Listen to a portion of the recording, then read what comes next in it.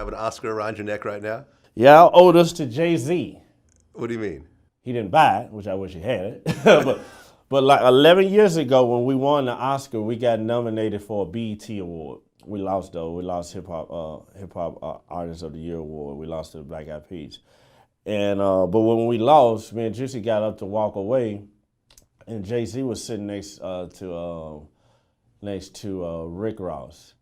And Jay-Z was like, he got up and he put his hand in my chest. He was like, listen, nigga. He was like, next time I see you, better have that gold man hang around your neck. And I was like, shit, you got that black collar on? Because I go back a whole crew, a couple of them right now. 2 apiece. And for the 10-year anniversary last year, I went and got it made. Okay. Yeah. And, I mean, there's a very short list of rappers with Oscars. Yeah, they got like Common, 30. I think, has an Oscar. Common and John Legend won one like a year ago or something. Right.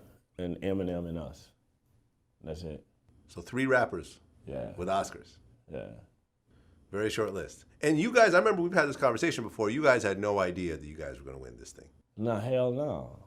I didn't even know what an Oscar was before we was nominated. I saw it, I've seen it on TV, but I didn't know the name of it. So when Juicy called me like 6 in the morning, he's like, man, we nominated for an Oscar. And I was like, I'm really tired. Let me call you right back. And then I Googled it. And I was like, holy shit. And I called him back. I was like, the gold man? He's like, yeah. I was like, what the hell for what? It was crazy. Like, my lawyer always tell me this story. My lawyer cool with Dave Chappelle. I think he represented him at some point, or probably still do. But my lawyer was like, they was standing outside Dave Chappelle. They was outside the restaurant. Dave Chappelle was smoking a cigarette. And he's like, my lawyer's like, so he's like, 3 6 Mafia nominated for an Oscar. And he like, for what? And he was like, for Hustle and Flow. And he like, for that little shit? But he was thinking about the parts we had in the movie. Oh, because all I did was just come to the door, open the door, and Terrence give me the bag. He give me the bag of weed to turn my music down. And Juicy like did a scene at the end where I think he shot a window out or something, or this and that. Right. Like, for that little shit. And you guys won for Hard Out Here for a Pimp? Yeah. Okay. And was it Taraji P. Henson?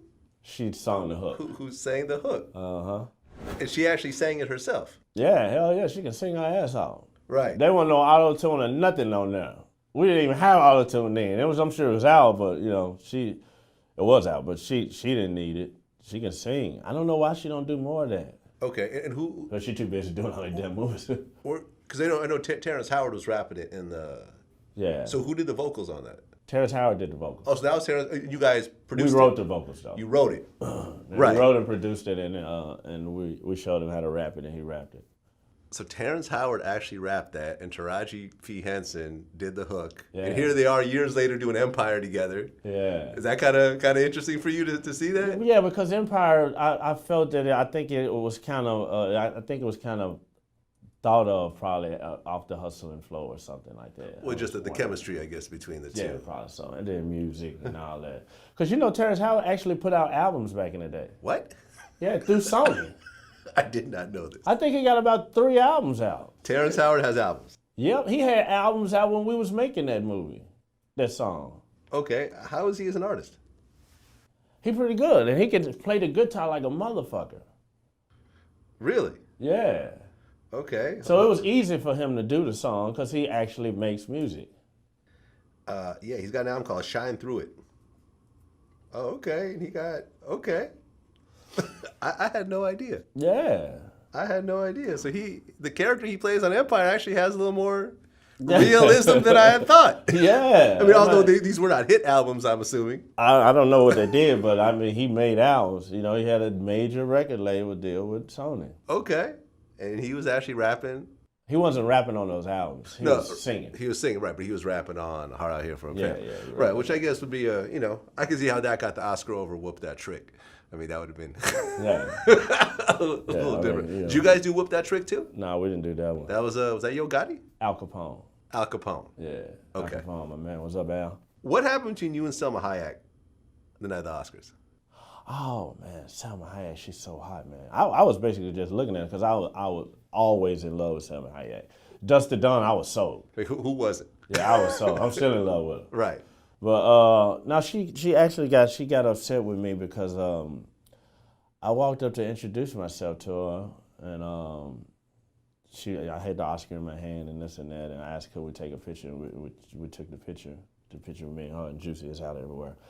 And then she was like, she just broke out of nowhere. She was like, you know that your brothers and sisters in Africa are dying over these blood diamonds that you're wearing? Oh. Listen, I was all blinged out, like, Rolex, this and that, blah, blah. And actually, I didn't have a Rolex. I had a Joe Rodeo watch, $70,000 watch, jewelry, platinum, everything, blah, blah. And she was like, people are dying in Africa for their diamonds. And I was like, hold up, what did you just say right now? Because I was looking at her body. I'm like, man, I don't know what you just said, but I think you just said something about somebody dying in some diamonds. I was hoping she was asking me to put a diamond on her finger. Right. That's what I was hoping. And I would have did that. So she just kept yelling at you? No, she wasn't yelling. She just said that, and then she just kind of walked off. So that was your Salma Hayek moment? That was my Salma Hayek moment, one of the best moments of my life. You ever see her again after that? Never seen her again.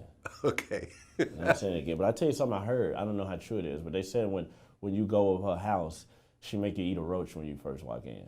You ever heard that story? I've never heard that story. Yeah, I heard that. They said she make you eat a cockroach for some ritual or something. I don't know how true that is, but that's just something I heard. Hold on. I would eat a roach for her ass. I would not eat a roach. I would eat a roach for Salma Hayek. You would eat a roach for Salma Hayek? Yes, I would. I would eat a village of roaches for Salma Hayek. So she invited you to her house, but the condition was that you got to eat a roach first. You'd be over there. I eat that roach, and I'll tell you the next thing that I'll be eating. Later on. Look at that, nigga. So, when you guys did Sipping on Some Scissor, what happened between you and Prince? Prince? Oh, yeah, man, that was funny. Rest in peace, Prince, man. Rest in peace. Basically, when we won the Oscar that same night, we was with John Singleton. John Singleton knew Prince. I never met Prince before. And he's like, yeah, I want to go to Prince's house. Prince always had these crazy parties after the Oscar. And I was like, fuck yeah, I want to go to Prince's house. And we pull up to the limo. There's all a line of chicks down the street.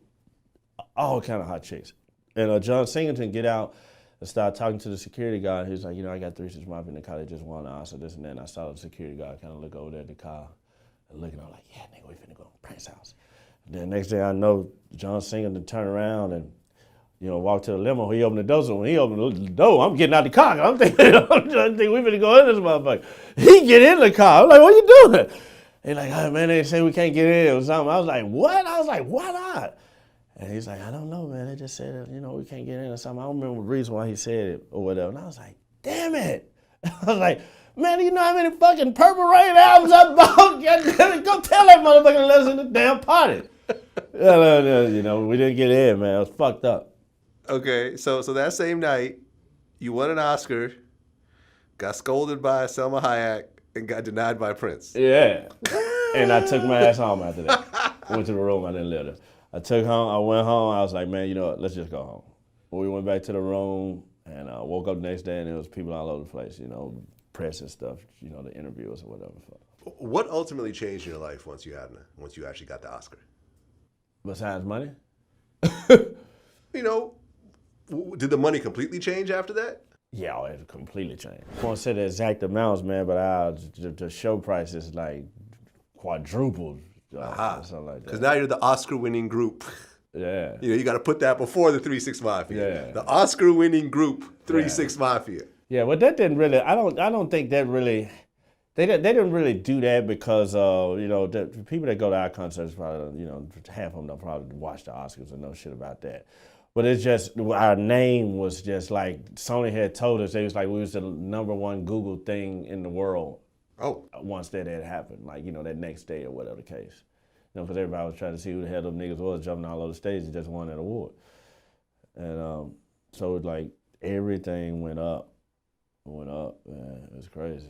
Right, because you guys had the reality show after that. Yeah, we got a reality show. Some TV back when money. reality shows wasn't considered cool.